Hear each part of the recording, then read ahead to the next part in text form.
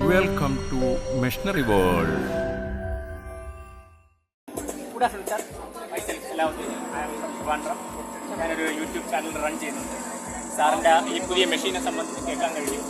നമ്മുടെ പ്രേക്ഷകർക്ക് വേണ്ടിയിട്ട് ഈ മെഷീൻ്റെ ഫങ്ഷനിങ്, പിന്നെ എത്രത്തോളം ഈ മെഷീൻ നമുക്ക് ഇന്ന് സൊസൈറ്റിയിൽ ആവശ്യമുണ്ട് എന്നുള്ള കാര്യങ്ങളെക്കുറിച്ച് സാറ് വിശദീകരിക്കുകയാണെന്നുണ്ടെങ്കിൽ വളരെ നല്ലതായിരുന്നു. ഇത് ശരിക്കും ഒരു ചെറുകിട വ്യവസായങ്ങൾക്കുള്ള ഒരു മിഷനറിയാണ്. അതായത് 5 ലക്ഷത്തിൽ താഴെ വരുന്ന ഇൻവെസ്റ്റ്മെന്റ് ഇങ്ങനത്തെ ഒരു പ്രോജക്റ്റാണ്.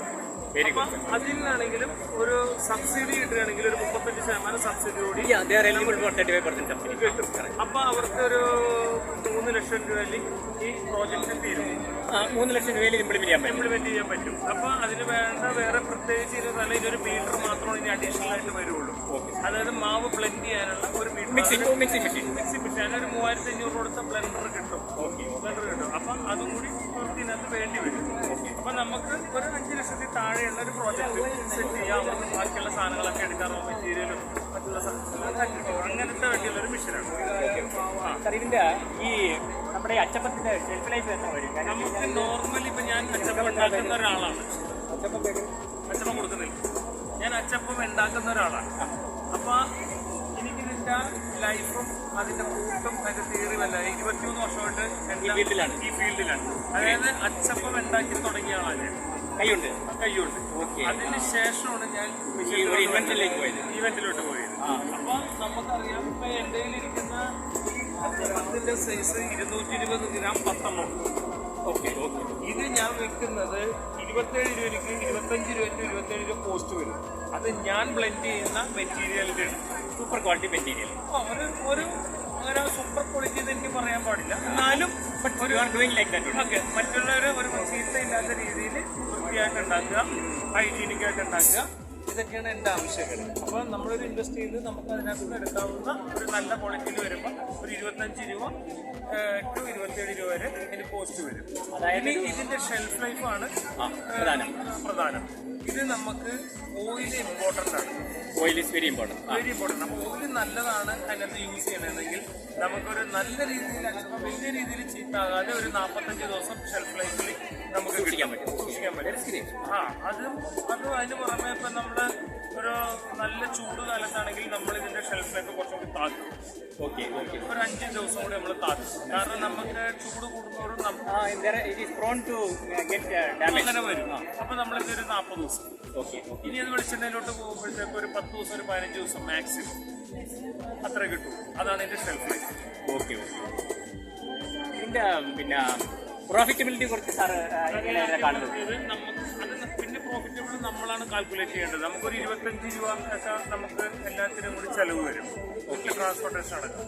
പിന്നെ നമ്മൾ എന്ത് പ്രോഫിറ്റ് എടുക്കണമെന്നുള്ളത് നമ്മളുടെ തീരുമാനങ്ങളാണ്. 10 രൂപ വേണം, 15 രൂപ വേണം, 20 രൂപ വേണം എന്നുള്ളത് നമ്മൾ തീരുമാനിക്കും. ഹോൾസെയിൽ റേറ്റ് നമ്മൾ തന്നെ ഫിക്സ് ചെയ്യാം. നമുക്ക് പ്രോഫിറ്റബിലിറ്റി എങ്ങനെ വർക്ക്ഔട്ട് ചെയ്യണം അതിന്റെ കൂടെ പ്ലസ് ഷോപ്പുകാർക്ക് കൊടുക്കാനുള്ള മാർജിനും കൂടി അഡീഷണൽ ആയിട്ട് ചാർജ് ചെയ്യും. അപ്പൊ ഞാൻ എന്റെ പ്രോഡക്റ്റിന് ഞാൻ 65 രൂപ വില ഇട്ടിരിക്കുകയാണ്. MRP അല്ല 65 രൂപ സെല്ലിംഗ് പ്രൈസ്. MRP ആണ് 65. ഹോൾസെയിൽ പ്രൈസ് എന്ന് പറയുമ്പോഴത്തേക്ക് ഒരു അത് 45 ലൈക്ക് അത് ഓരോരുത്തരുടെ idea, depend upon the customer business idea. മറ്റ് എന്തൊക്കെ മെഷീൻസ് ആണ് ഇപ്പോൾ നമുക്ക് റെഡിലി മീൻസ് സാധനം ചെയ്ത് കൊടുക്കാൻ പറ്റും? ഒരു മിനിമം ഏതൊരു യൂണിറ്റ് ആയാലും ഒരു 10 to 15 days എന്തായാലും എടുക്കും.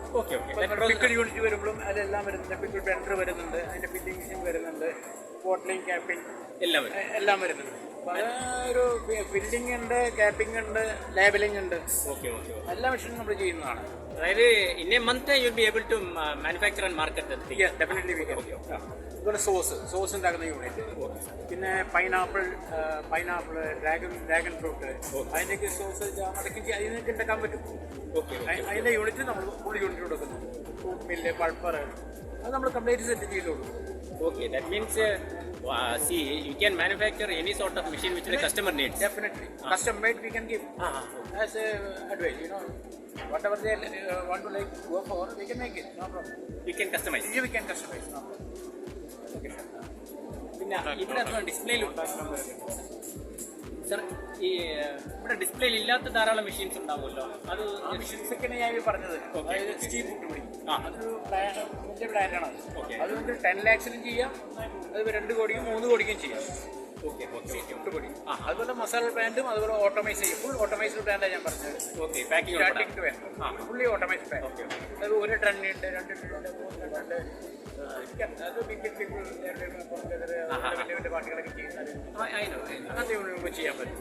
അതുപോലെ തന്നെ അത് പിക്കിളിലും എല്ലാത്തിനും അതിന് ബാധകമാണ്.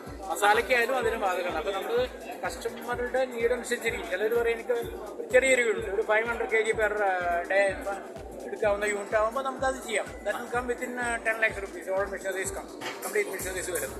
അപ്പോൾ അതിങ്ങനെ കയറി പോകും. ഓരോരോ യൂണിറ്റ് അനുസരിച്ച് കയറി പോകും.